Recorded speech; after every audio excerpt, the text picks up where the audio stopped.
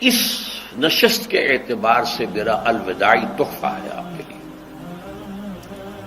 اور وہ یہ کہ میری جو دینی، ملی، تاریخی، سیاسی، عمرانی جو سوچ ہے، جو فکر ہے میرا، جو 50 برس سے زائد عرصے کے مطالعے اور غور و فکر پر مبنی ہے،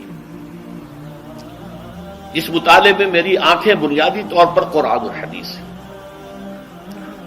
لیکن یہ کہ دنیا کا مشاہدہ، کھول آنکھ، زمین دیکھ، فلک دیکھ، فضا دیکھ، دنیا میں کیا ہو رہا ہے، کیا کیا عوامل ہیں، ماضی کیا تھا، ہم کہاں کھڑے ہیں، اب کہاں جانا ہے، اس پر میری ایک سوچ ہے، میرا فکر ہے۔ پھر یہ کہ ہماری اخروی نجات کا دار و مدار کس چیز پر ہے۔ تاریخ کے بہاؤ کو نہ میں روک سکتا ہوں، نہ آپ روک سکتے ہیں، وہ تو ڈانگ بہتا رہے گا، اور اس کو فیصلہ کرنے والا صرف اللہ ہے، کسی فرد بشر کے اختیار میں نہیں ہے کہ وہ تاریخ کے بہاؤ کو موڑ دے۔ ہاں، محمد رسول اللہ نے موڑا تھا صلی اللہ علیہ وسلم، لیکن یہ ہے کہ ہم اس تاریخ کے بہاؤ میں تنکوں کی طرح بہتے چلے جائیں، یا یہ کہ ہمیں کچھ کرنا ہے۔ اس اعتبار سے میں اپنے فکر کا خلاصہ آج آپ کی خدمت میں پیش کروں گا، وہ میرا اس سلسلہ اجتماعات کے اعتبار سے الوداعی تحفہ ہوگا۔ اب میں آغاز کر رہا ہوں۔ پہلی بات، اس سبب میں 3 باتیں مجھے کہنی ہیں۔ سب سے پہلی بات یہ کہ زندگی کی سب سے بڑی حقیقت موت ہے۔ ہم بھلائے رکھتے ہیں، اپنے ذہن سے اسے دور رکھتے ہیں، لیکن واقعہ یہ ہے کہ زندگی کی سب سے بڑی حقیقت موت ہے۔ خدا کے منکر پیدا ہوئے ہیں، لیکن موت کا انکار کرنے والا تو کوئی پیدا نہیں ہوا۔ اس لیے میں نے آیت آپ کو سنائی، کل نفس ذائقۃ الموت، ہر ذی نفس کو موت کا مزہ چکھنا ہے، ہر جاندار کو موت کا مزہ چکھنا ہے۔ ثم الینا ترجعون، پھر ہماری طرف لوٹا دیے جاؤ۔ تو زندگی کی سب سے اہم حقیقت موت، اور موت کے بعد رجوع اللہ، آخرت، یہ سب سے بڑی حقیقت ہے۔ ایک حقیقت سب مانتے ہیں، سب جانتے ہیں، دوسری حقیقت کے اوپر پردہ پڑا ہوا۔ میں نے اس اعتبار سے نوٹ کیا، یہ الفاظ قرآن میں 3 مرتبہ ہے، کل نفس ذائقۃ الموت، ہر جاندار کو موت کا مزہ چکھنا ہے۔ انبیاء اس سے مستثنا نہیں رہے، رسول اس سے مستثنا نہیں رہے، اولیاء اللہ مستثنا نہیں رہے۔ وقتی طور پر استثناء حضرت عیسیٰ کا ہے کہ ابھی وہ زندہ ہے، لیکن عیسیٰ یاتی علیہ الموت، حضور نے فرمایا عیسیٰ پر بھی موت آئے گی، جب دوبارہ آئیں گے، زمین پر اتریں گے، پھر اس کے بعد ان پر موت وارد ہوگی، ان کی نماز جنازہ پڑھی جائے گی، انہیں دفن کیا جائے گا حضور کے پہلو میں، شادی بھی کریں گے، اولاد بھی ہوگی۔ باقی تو یہ ہے کہ کل نفس ذائقۃ الموت، سب کو موت کا مزہ چکھنا ہے۔ عیسیٰ بھی بالآخر اس سے مستثنا نہیں رہیں گے، بلکہ قرآن میں ایک جگہ کہا گیا ہے أَفَإِن مِتَّ فَهُمُ الْخَالِدُونَ، کیا ہے نبی، اگر آپ کا انتقال ہو گیا تو یہ کیا ہمیشہ رہیں گے؟ کون ہے دنیا میں جو ہمیشہ رہے؟ انتقال تو ہونا، آپ کا بھی ہونا ہے۔ إِنَّكَ مَيِّتٌ وَإِنَّهُمْ لَمَيِّتُونَ، یہ تو مختصر ترین الفاظ تھے۔ اس سے آگے بڑھیے، سورہ انبیاء میں فرمایا کل نفس ذائقۃ الموت وَنَبْلُوكُمْ بِالشَّرِّ وَالْخَيْرِ فِتْنَةً وَإِلَيْنَا تُرْجَعُونَ، ہر جاندار کو موت کا مزہ چکھنا ہے، اور اس سے پہلے پہلے ہم تمہیں آزماتے رہیں گے، خیر کے ذریعے بھی، بھلائی دے کر، صحت دے کر، دولت دے کر، اولاد دے کر، شہرت دے کر، اور برائی کے ذریعے سے بھی، تنگ دستی دے کر، بے عزتی دے کر، اہانت دے کر، ذلت دے کر، وَإِلَيْنَا تُرْجَعُونَ، اور پھر ہماری طرف لوٹائے جاؤ گے۔ یہ وہ دوسری حقیقت جو میں نے کہا کہ جس پر پردہ پڑا ہوا ہے، بہت بڑا پردہ ہے۔ لوگ یہی سمجھتے ہیں کہ یہی دنیا کی زندگی ہے۔ قرآن کہتا ہے إِنَّ الدَّارَ الْآخِرَةَ لَهِيَ الْحَيَوَانُ لَوْ كَانُوا يَعْلَمُونَ، یہ تو آخرت والی زندگی ہے جو اصل زندگی ہے، کاش کہ انہیں معلوم ہوتا۔ اس سے بھی زیادہ تفصیل سے یہ آل عمران میں آئی آیت، کل نفس ذائقۃ الموت وانما توفون اجورکم یوم القیامہ، ہر جاندار کو موت کا مزہ چکھنا ہے اور پھر تمہیں پورا پورا تمہارا اجر اور بدلہ دے دیا جائے گا قیامت کے دن۔ فمن زحزح عن النار وادخل الجنۃ فقد فاز، جو کوئی آگ سے بچا لیا گیا اور جنت میں داخل کر دیا گیا وہ تو کامیاب ہو گیا۔ اللہم ربنا اجعلنا منہم، اللہم ربنا اجعلنا منہم، اللہم ربنا اجعلنا منہم۔ وما الحیات الدنیا الا متاع الغرور، اور دنیا کی زندگی تو سوائے دھوکے کے سامان کے اور کچھ نہیں۔ دھوکہ کس معنی میں؟ یہ تمہیں اصل زندگی سے غافل کر دیتی ہے۔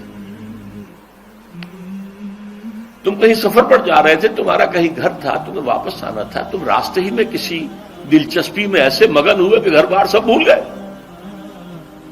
یہ تو تمہارا عارضی سا سفر تھا، تم نے اسی کو اپنی منزل بنا لیا، اپنا ٹھکانہ بنا لیا، تو دھوکہ دیا اس نے تمہیں۔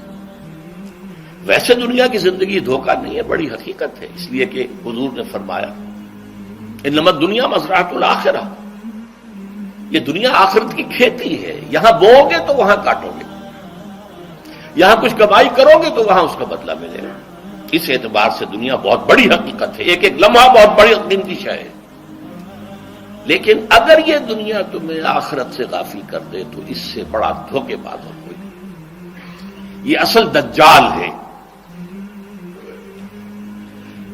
میں نے تقریباً 60 برس کی عمر کو جب میں پہنچا تھا تو موت کا انتظار شروع کر دیا تھا۔ میرے قریبی احباب کو معلوم ہے، میں کہتا رہا، یہ بھی کہتا رہا کہ بھائی میں اپنے حصے کا کام کر چکا، جتنی صلاحیت اللہ نے دی تھی، جتنی بھی میرے اندر استعداد تھی، میں اس کو بھرپور طریقے پر استعمال کر چکا۔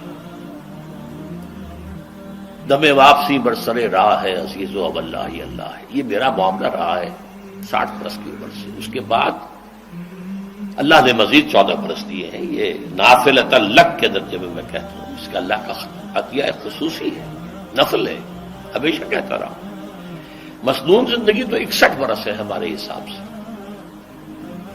علامہ اقبال کے بارے میں سنا ہے کہ رویا کرتے تھے کہیں میری عمر حضور کی عمر سے زیادہ نہ ہو جائے۔ وہ 6 مہینے کم ہی رہی ہے حضور کی عمر سے۔ جو حضور کی عمر تھی وہی حضرت ابو بکر کی، وہی حضرت عمر کی، وہی حضرت علی کی۔ ہاں، حضرت عثمان 82 برس کے ہوئے ماشاءاللہ۔ پھر یہاں کے مجددین میں سے وہی عمر حضرت شیخ احمد سرہندی کی، وہی شاہ ولی اللہ دہلوی کی۔ ہاں، شیخ عبدالحق محدث دہلوی رحمۃ اللہ علیہ 82 برس کے ہوئے۔ لیکن یہ میں کہا کرتا تھا مسنون عمر تو 61 برس ہے، جسے ہم 63 کہتے ہیں، وہ اصل میں ہمارے حساب سے 61 بنتا ہے۔ وہ 63 قمری ہے، جو 9 دن کم ہے، قمری سال جو ہے وہ شمسی سال سے۔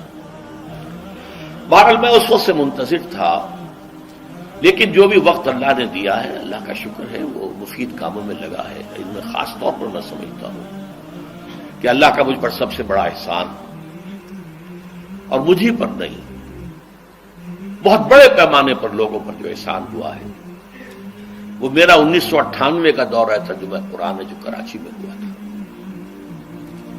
1998 کے مارچ میں میرا بڑا آپریشن ہوا، دونوں گھٹنے تبدیل کیے گئے، لیکن 98 کے آخر میں، حالانکہ میں چل نہیں سکتا تھا، کراچی میں مسجد جو ہے اونچی ہے، دوسری منزل پر ہے، تو خاص ریمپ بنایا گیا جس کے ذریعے میں ویل چیئر پر مجھے لے جایا جاتا تھا۔ میں نے درس دیا۔